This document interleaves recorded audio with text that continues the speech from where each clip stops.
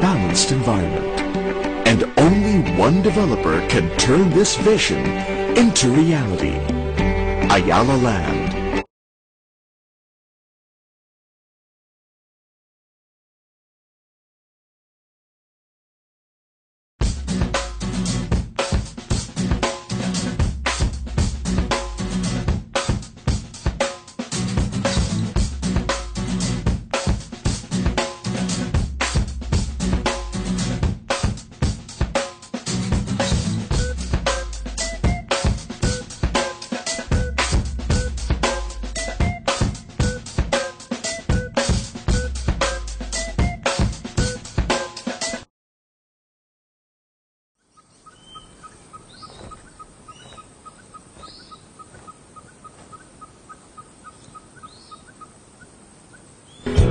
Malalagyan ka sa iyong nakikita pagkat walang kasigana. Laguna nang ito ay marating ko para bang ako'y natalo. At welcome back sa Serbisyo Balita Live Online. At may ayan, napakaagap talaga. Ang bilis ng ating PA. Hindi pa ako nakakapaghanda. Ayan. Anyway, may tatanggapin tayong ulat mula sa labas ng himpilan.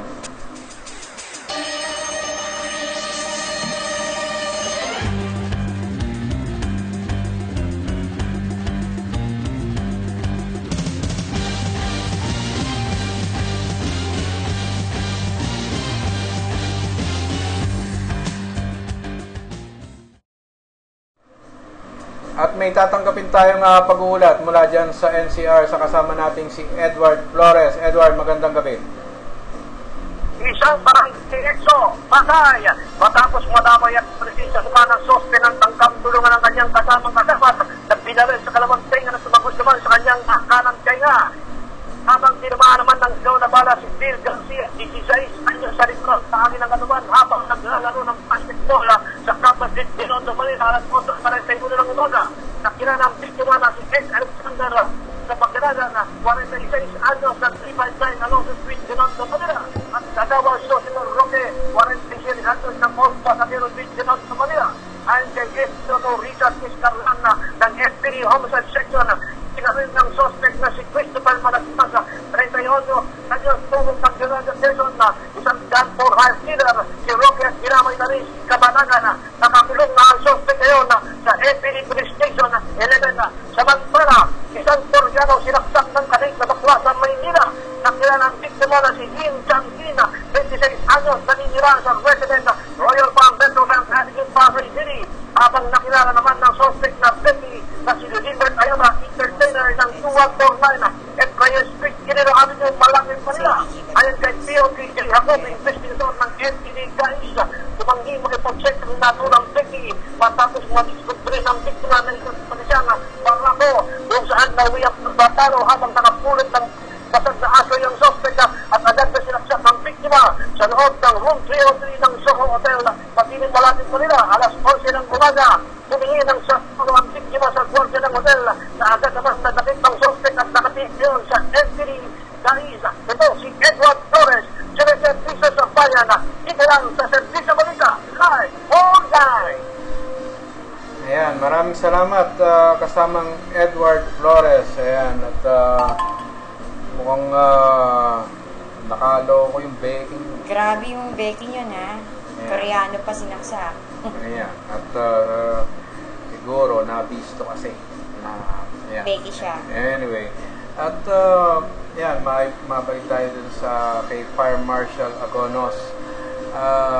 Alam naman natin na ginagawa lahat ng mamang to ang lahat ng magagawa niyang effort para mapaganda at mapaayos ang kanyang stasyon ng mga tagapamatay sunog. At dun sa additional na fire truck kasama yung crew ay malaking bagay yan para sa ikakaayos ng kanilang pagsiservisyo. Yan. Although, syempre, hindi natin maiiwasan yung mga konting dahil, syempre, matagal nang ginagamit ang kanilang fire truck, so medyo prone sa pagka-tire. Ayan, pero sana yung mga barangay sa dyan sa Calamba o kahit saan na kaya namang mag-produce ng mini fire truck katulad ng ginawa dati ni Mayor Cesar Perez nung siya ay barangay captain pa lang, diba? Hindi lang mini fire truck yung kanya, talagang fire truck. O kaya nga, kahit mini fire truck lang ang ma-produce ng bawat barangay. Yeah, para may pauna. Sana magawa ng mga bawat barangay captains. Hindi lang dyan sa sa Calamba. Kaso paano yan? Kung ang halaga ng isang fire truck ay halaga ng 1 year na ira nila. Di nga. Siguro may mga ways din, di ba? Yan. Anyway, doon naman tayo doon sila mag-iisip kung paano sila magkakaroon. Siguro tanong nila dito kay Mayor Cesar Perez ng Los Baños kung paano nagawa ni Mayor ang makapag-acquire ng sariling fire truck. Yan. Diyan magaling si Mayor, yung tinatawag na outsourcing. Yan. Ito, medyo konting word of advice sa ating mga public servants, lalo mga barangay captain. Huwag nyo naman masyadong iaasa kay Mayor. Yan. Matuto kayong mag-outsourcing. Kayo mismo lumabas sa inyong lungsod o bayan upang maghanap ng mag-sponsor ng inyong mga proyekto. Yan. Pero ng mga fire truck, yan. Kung ambulansya kailangan nyo, yan, ang PCSO. Ngayon, siguro naman, pwede naman mahilingan ng DILG sa, At, yan, meron tayong, papasok na balita. Yan, meron tayong papasok na balita maya-maya. At mukhang nire-ready pa ang kanyang report. Yan. At meron tayong pag-uulat mula dyan sa lalawigan ng Batangas tungkol sa mga most wanted, yan, accomplishment ng CIDG ng Batangas. Yan, at sa pag-uulat ng kasama natin na si Coy Laura.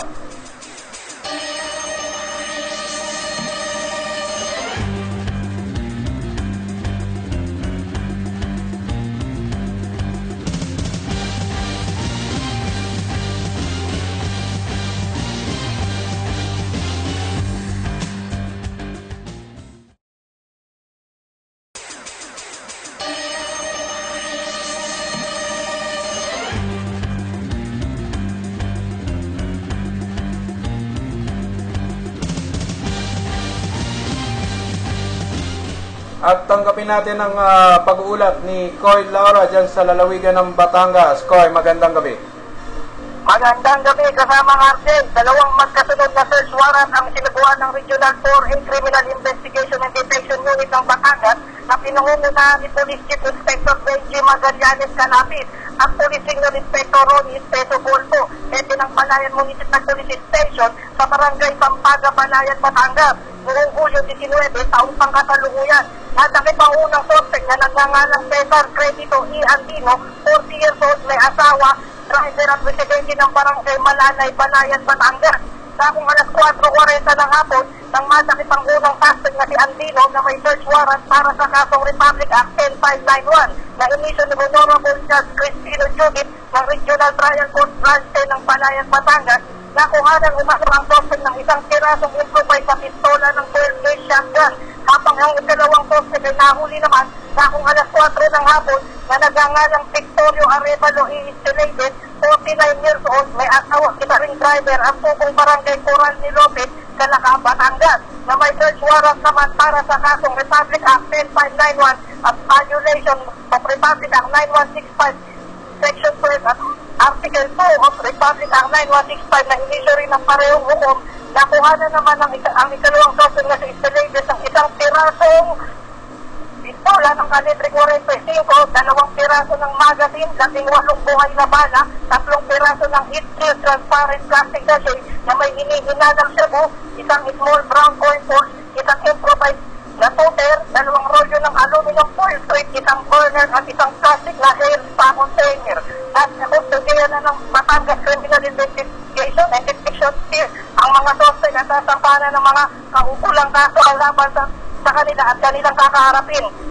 Para kay Police Chief Inspector Benji Magallanes, congratulations po mula sa bumuko ng mga serbisyo balita live online. Ito po si Hipolito Laura, sumiservisyo sa bayan. Dito lang, sa Servisyo Balita, live, online. Ayan, maraming salamat kasamang Koy Laura. Medyo nahihirapan yata siya i-identify kung anong bibigkasin niyang extra. Anyway, yan, mag-isip-isip ka, Koy, magpaturo ka kay kasamang Edward para malaman mo kung anong network ang iyong i-represent. Yeah. Kasi minsan ika nga, usong-uso yan sa mga ang daming mga ganon na ika nga, hindi, kung makakalusot nga lang naman, ika nga, may mga opportunities na minsan mahirap. Dapat ituro natin yung loyalty pledge sa mga yan, Well, yun nga, sabi ko nga, mahirap. Bibigyan ko ng kopya yan. Mahirap. Di ba ako, total idol niya si Congressman Sam Pagdilaw, di ba? Miski yun nga, sinusunod ni Congressman Pagdilaw di ba? Pero, anyway, ayan, sa mga, ayan, may mga iba nga yung mismong loyalty pledge hindi nila kayang panindigan Anyway, at ayan, congratulations sa CIDG ng Batangas. Talagang medyo nagsisipag. Ayan, samantalang doon sa CIDG naman ng Laguna, kailan kaya tayo makakabalita ng accomplishment mula sa mga to? Balita ko bago na ang PO ng CIDG Laguna. Yan. At yan, at samantalang ay meron tayong yan, at may hinihintay tayong pag-uulat sa ating kasama. Ayan, at nasa linya na natin, may pag-uulat tayong mula dyan sa lalawigan ng Cavite.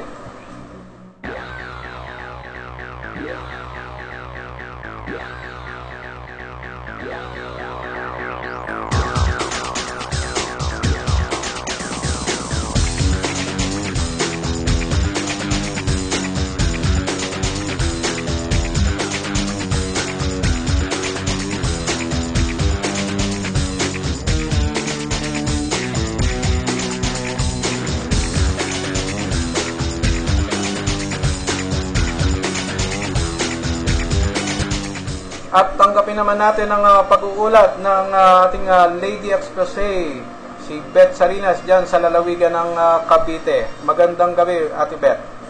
Okay, welcome po at magandang gabi at magandang buhay sa ating mga listeners at viewers ng ating programang Servisyo Balita Live Online. Today is July 20, 2015, Monday, araw po ng Lunes. Naway isang mapayapang araw po ito sa ating lahat. Anyway, bigyan sigla naman po natin ngayon ang mga maiinit na issue na talaga naman pong paninindigan tayo ng balahibo. Sa dahilang marami na naman po tayong kababayan ang nakakaranas ng isang matinding sakuna at pagsubok. At bukod dito ay humihingi rin sila ng saklolo hinggil sa lumulubog na Pangasinan. Wala pa rin daw aksyon ng gobyerno habang nauubos na naman ang oras at resources ng Malacanang kung sino ang mamanukin nila sa taong 2016 election na darating. Dumaranas na ng matinding paghihirap at malaking bahagi ng Pangasinan na isa ito sa pinakamalawak na lalawigan sa bansa. Milyones ang botante dito, subalit wala pa rin responde ng Malacanang na kung saan dahil bahagi ito ng tinatawag na Solid North. Malawak ang teritoryong nasasakop dito pero mayorya dito ay naninirahan sa mga liblib na lugar at ngayon ay dumaranas ng walang patid na pag-ulan at banta ng napakalaking baha na kung saan kasamang RJ ay natatakot na ang marami nating mga kababayan doon dahil ayon sa mga biktima rito ay iniisip lang nila na ito na ang kanilang katapusan. Nagpakawala na rin ng tubig ang pinakamalaking dam o water reservoir, ang San Roque Dam, upang hindi ito umapaw ng todo dahil sa walang patid na pag-ulan. Dalawa pang dam kasamang RJ mula sa kaitaasan ang direktang nagpakawala ng tubig na sinasalo ng San Roque. Kaya isinabala na ang pagbubukas ng gate sa San Manuel na magpapababa na magpapabaha sa malaking bahagi ng lalawigan. At tanong kasamang RJ, nasaan na ang mga patrol boats? Nasaan na ang rescue helicopters natin? Maging ang mga relief goods man lang na pangunahing kailangan ngayon ng ating mga kababayan. Hindi kaya naulit na naman ang ganitong mga pangyayari na naranasan ng mga taga Leyte at Samar sa bagyong Yolanda na halos pinagkaisang paata ng gobyerno. Excuse me po, dahil ayon sa ating source, maraming bansa ang nakiisa at tumulong, ngunit magpasa hanggang sa kasalukuyan ay marami pa rin tayong kababayan ang nagdurusa sa Leyte at Samar na hindi pa nakaka-recover hanggang sa kasalukuyan. Na kaya tumimula sa utak nila na walang silbi ang gobyerno natin sa ngayon. At ganyan naman lagi ang nangyayari pag may dumarating na kalamidad. Dahil kung hindi, asan nga naman ang assistance ng gobyerno ngayon? Maawa naman po tayo at hindi lang nila alam ang kanilang gagawin at patuloy silang nananagod sa gobyerno. Sabi nga, tulong naman po. Kaya kasamang RJ, para sa karagdagang pa rin balita, hindi dito sa mga umaabuso sa mga senior citizens ay paparusahan. Base sa House Bill 5903 na inihain ni Deputy Speaker at Nueva Vizcaya Representative Carlos Padilla, layunin nito na bigyan ng proteksyon ng mga senior citizens laban sa anumang uri ng pang-aabuso tulad ng physical, sexual, psychological at economic abuse. Na kung saan dahilan sa mga kaso ng pang-aabuso sa mga matatanda, kaya isinulong sa Kamara ang pagpapasa ng panukalang batas na Anti-Violence Against Senior Citizen Act. Ninais din ni Padilla na maisulong ang kapakanan, kaligtasan at seguridad ng mga matatanda sa lipunan ay para maitulak din ang kanilang karapatan para sa mapayapa, positibo at may dignidad na pamumuhay sa mga nalalapit nilang taon. Ito ay sulod na rin ang nasabing panukala na ito sa International Human Rights Status of Elderly Persons, Universal Declaration of Human Rights, United Nations Convention on the Rights of the Elderly, at iba pang international human rights na kinabibilangan ng Pilipinas. At base na rin po sa kongresista na naharap ang mga pang-aabuso, ang mga senior citizen, lalo na ito'y may hila at nakadepende na ang mga pangangailangan nila sa kanilang mga pamilya. Bukod dito, nakakabahala rin umano na hindi man lang nabibigyan pansin ang mga karapatan ng mga matatanda, lalo na sa kumakalat na social media na videos kung saan sinasaktan at hinahampas ng hinihinalang anak pa mismo ang nagmamaltrato dito sa nasabing mga senior citizen. Sa oras na may kabatas ay maharap ang sino mang lalabas sa pagkakakulong ng 6 na taon hanggang 12 taon at ang multa na 100,000 hanggang 300,000 tungkol pa sa kailangan maisailalim pa rin sila sa pang-aabuso sa psychological counseling o psychiatric treatment. Yun po ang ating mga balita sa araw na ito. Ito po ang inyong Lady Expose. Hanggang sa susunod po nating mga balita, abangan ang mga mahalagang kaganapan at pagsisiwalat natin dito lang sa Serbisyo Balita Live Online. Dito po si Beth Sarinas ay inyong Lady Expose, nag-uulat at sumaserbisyo para sa bayan sa Serbisyo Balita Live Online dito sa Cavite. Yan, maraming salamat Ate Beth Sarinas. Yan. Parang umulit-uli yung nangyari doon sa Tacloban, no? Sa Leyte dati. Parang hindi yata masyadong naasikaso ng gobyerno. Ano ba yung naasikaso ng gobyerno ngayon, di ba? Ito, hulaan ko.